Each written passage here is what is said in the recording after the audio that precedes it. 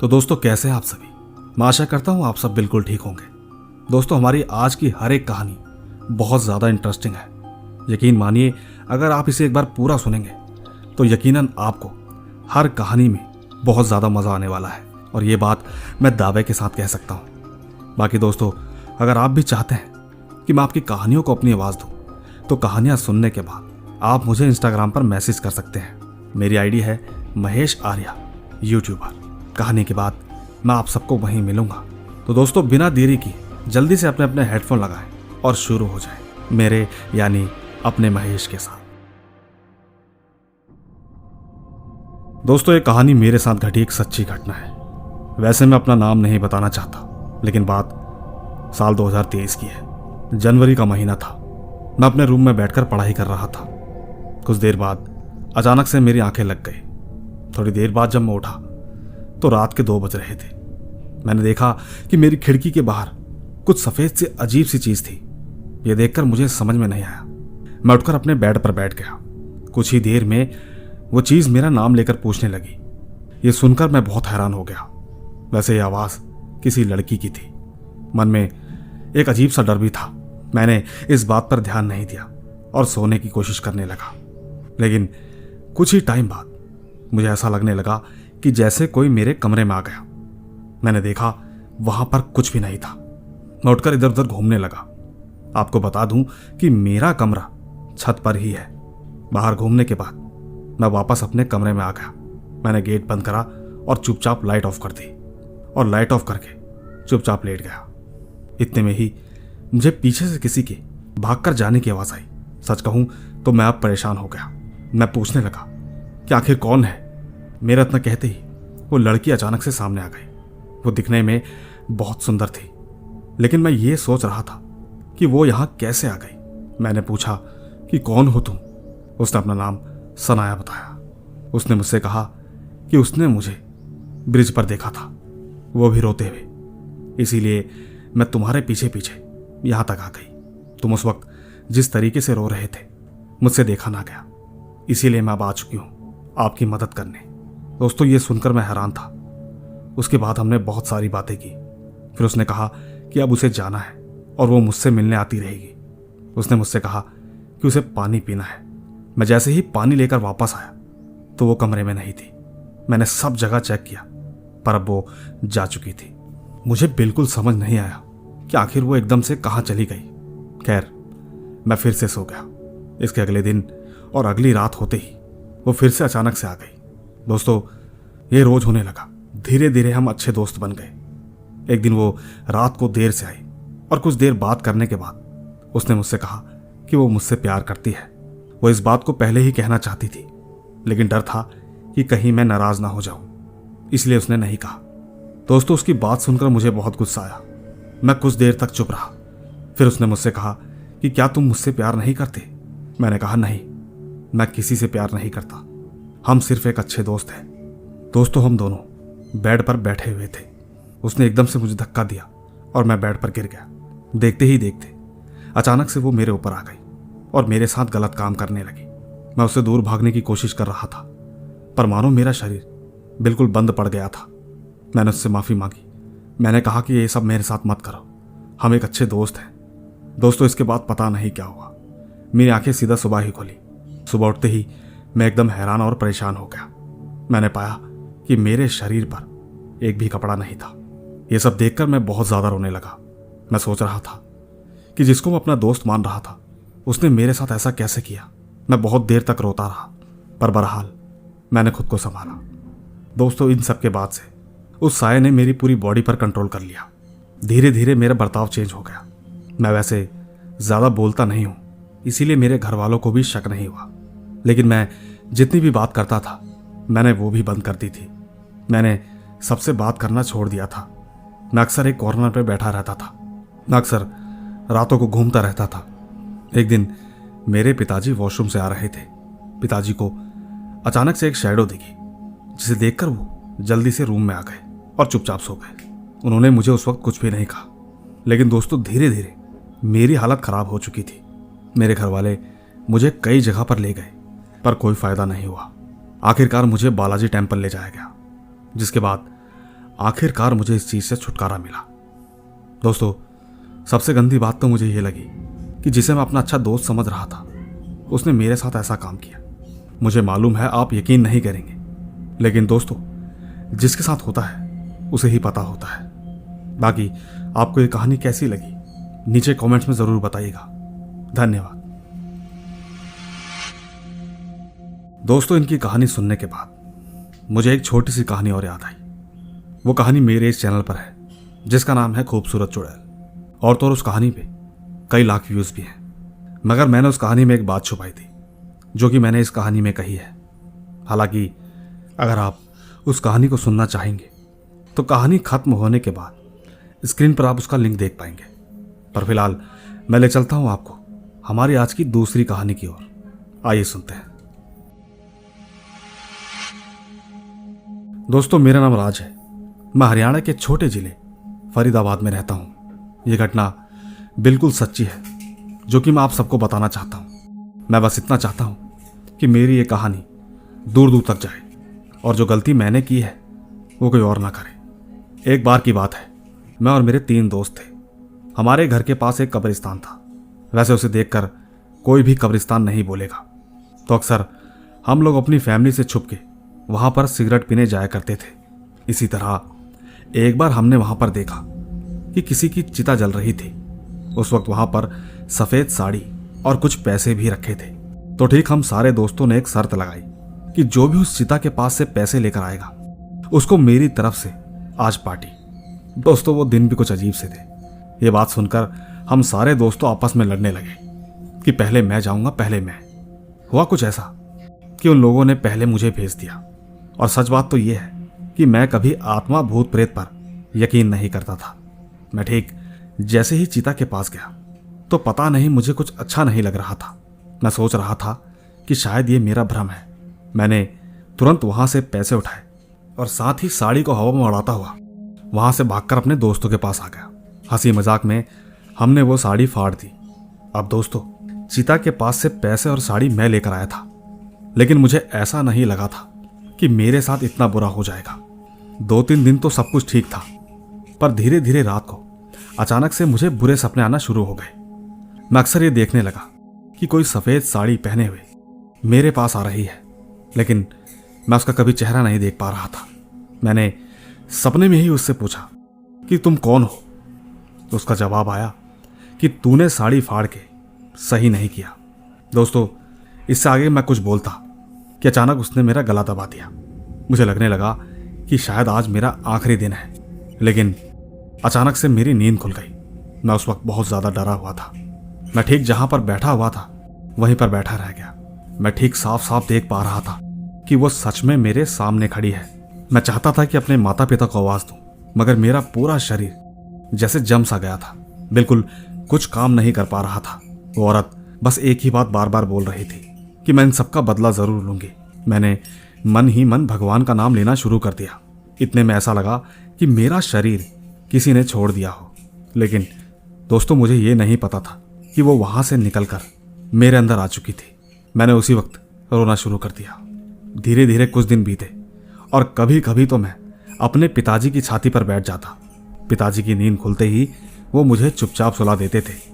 और दोस्तों, सबसे हैरानी की बात आपको बताऊं कि जब माता पिता जॉब पर चले जाते थे तो मैं ठीक उसी कब्रिस्तान में जाकर बैठा रहता था। मुझे ऐसा करते किसी ने शायद देख लिया था और उसी ने मेरी फैमिली को ये बात तुरंत बताई। जब माता पिता को ये बात पता चली तो वो एकदम हैरान हो गए। उन्हें ये समझ में नहीं आया कि हमारा लड़का ऐसा कैसे कर सकता है। इसीलिए उन्होंने देरी ना करते हुए वो चुपचाप मुझे दरगाह ले गए।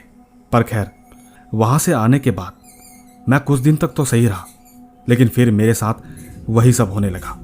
लेकिन मैं इस चीज़ पर ज़्यादा नोटिस नहीं करता था, क्योंकि मुझे दरगाह में मना किया गया था कि उस चीज़ को इग्नोर कर दिया करो। मैंने यही काम की और मैं ठीक वही कर रहा था। मैं चुपचाप टीवी देखने लगा। देखते ही देखते मेरे साथ फिर से वही सब हुआ। मेरा पूरा शरीर जाम हो गया। मैंने देखा कि टीवी में से एक हाथ निकलकर बाहर आ रहा था। मैं सोच रहा था कि माँ को कैसे बुलाऊं, लेकिन किस्मत अच्छी थी। उस वक्त माँ एकदम से कमरे में आ गई। लेकिन दोस्तों, माँ के आते ही सब कुछ एकदम नॉर्मल हो गया। मैं उस वक्त इतना डर गया कि कुछ बोल ना सका। मैं उस वक्त इतना डर गया कि बस चुपचाप बैठकर रोने लगा। मैंने ये सारी बात अपने घर पर बताई। फिर मेरे पिताजी दिल्ली के सबसे बड़े दरगाह में लेकर गए। वहां पर जाकर पता चला कि जो काम मैंने किया था उस औरत का मर्डर हुआ था। ये बात पिताजी को मौलाना जी ने बताई थी। उन्होंने साथ में ये भी कहा कि इसके आगे अब कोई रास्ता नहीं है, बस तुम एक बार माफ़ी मांगो और वहां जाकर एक साड़ी रखो। इसके बाद हम लोग घर चले गए। रात होते ही मैं अपने पिताजी की छाती पर बैठ गया। पिताजी एकदम से उठ गए। उन्होंने तुरंत हाथ जोड़ लिए। कहने लगे कि मेरा बेटा अभी नादान है, उसे माफ़ कर दो। उससे बहुत बड़ी गलती तो हुई है, मगर तुम जैसा कहोगी हम वैसा ही करेंगे। जवाब में उसने कहा कि अब जब तक ये जिंदा है मैं इसी के साथ रहूंगी, मैं इसे कभी छोड़कर नहीं जाऊंगी। पिताजी ने कहा कि ये बच्चा है, तुम इसे छोड़ दो, तुम्हें जो करना है मेरे साथ करो, पर इस बेचारे को माफ़ करो। दोस्तों, ये बात सुनते ही मैं बेहोश हो गया। मुझे तो ये भी नहीं पता था कि अब तक क्या हो रहा था।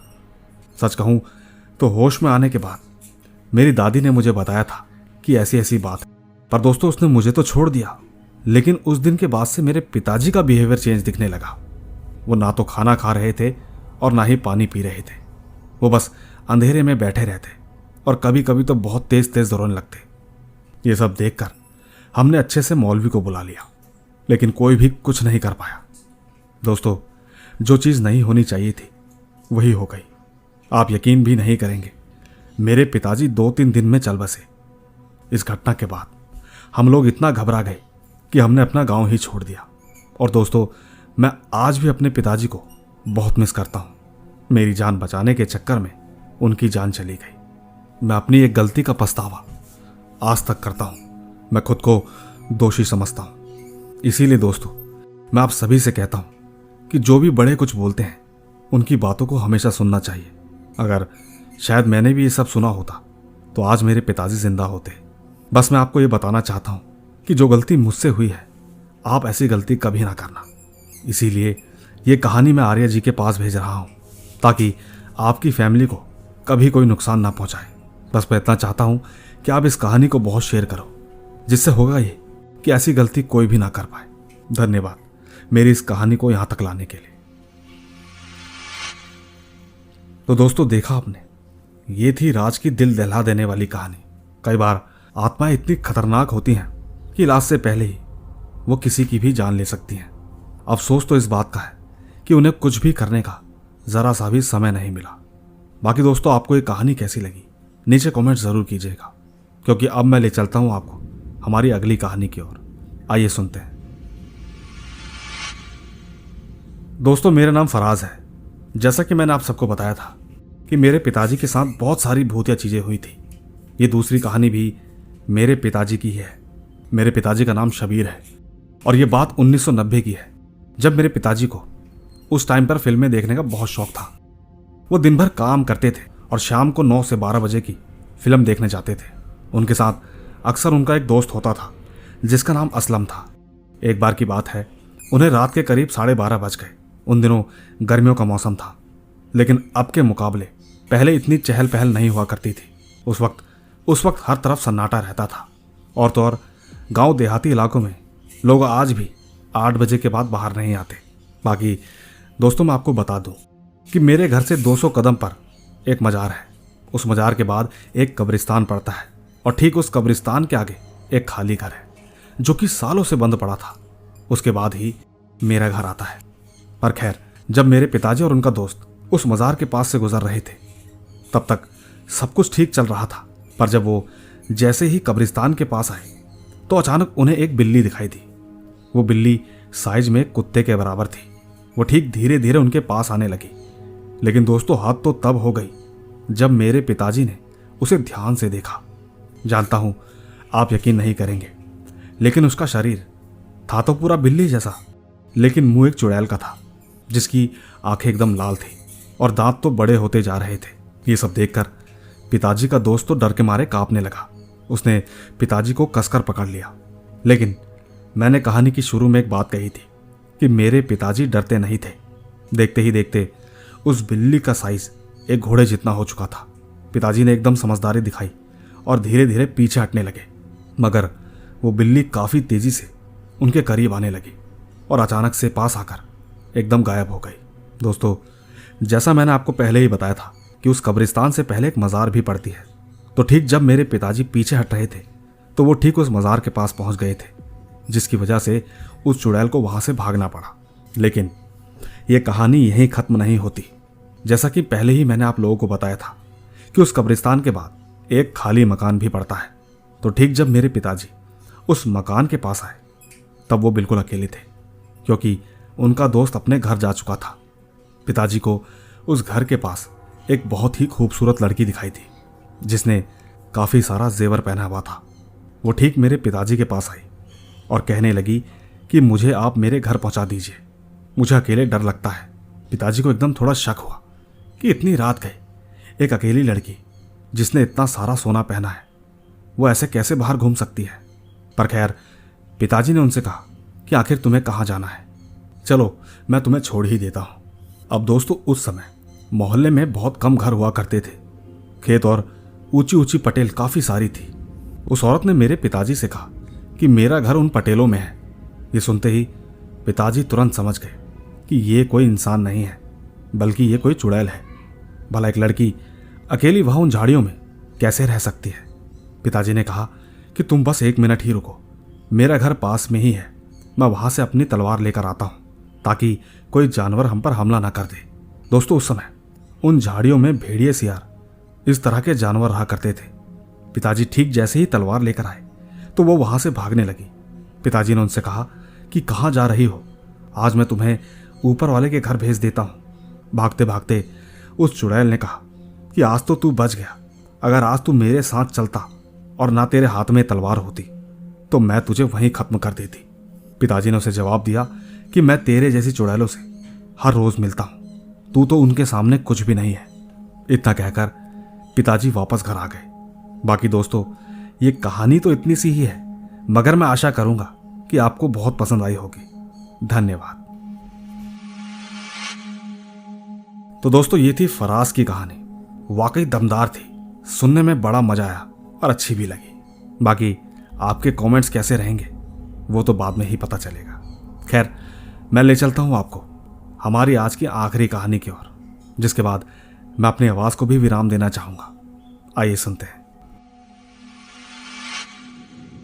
दोस्तों, कहानी यहां से शुरू होती है कि जब मेरे पिताजी अपनी पढ़ाई करके वापस अपने गांव जा रहे थे।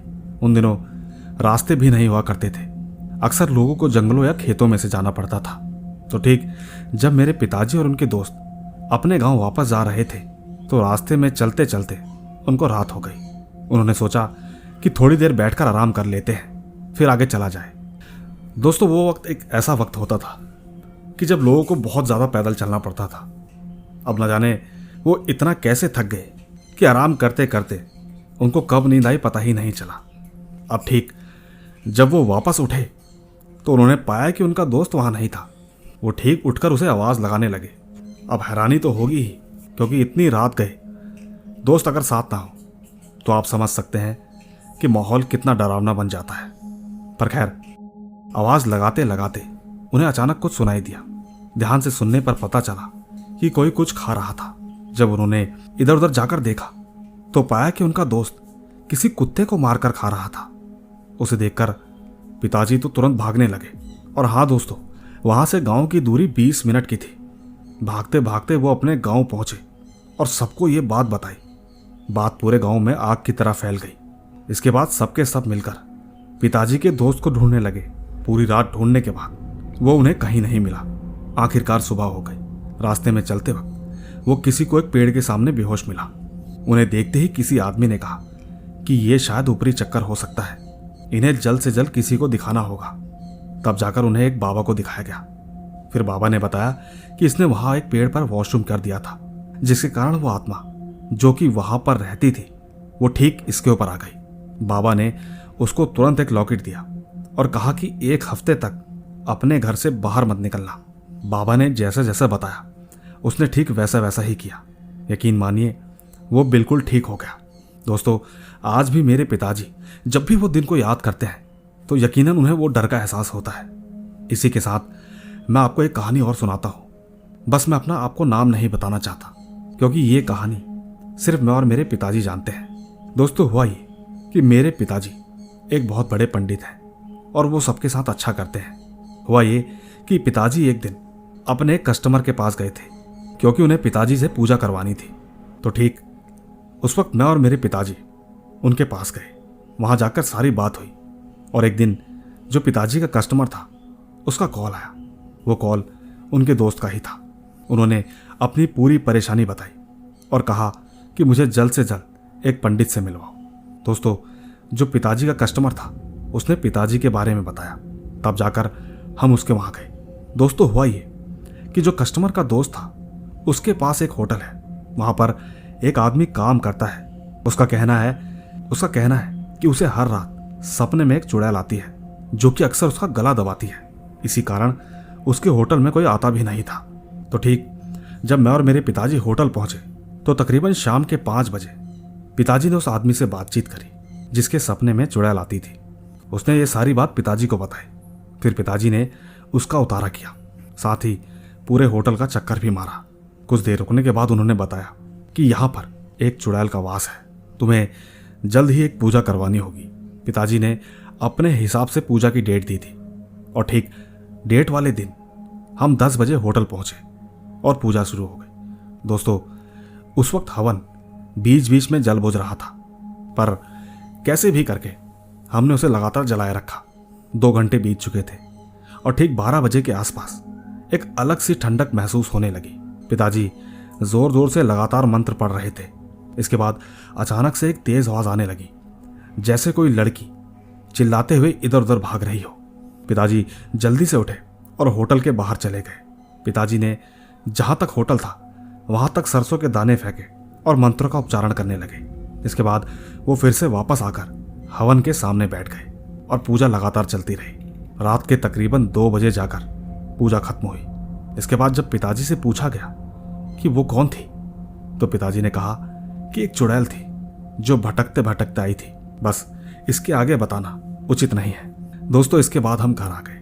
मैंने पिताजी से बहुत बार पूछा कि पिताजी उस दिन क्या हुआ था, अच्छे से मुझे बताइए, लेकिन मेरे पिताजी हर बार मना कर देते हैं। बाकी दोस्तों, मैं बहुत शुक्रगुजार हूं कि मुझे अपनी कहानी बताने का अवसर मिला।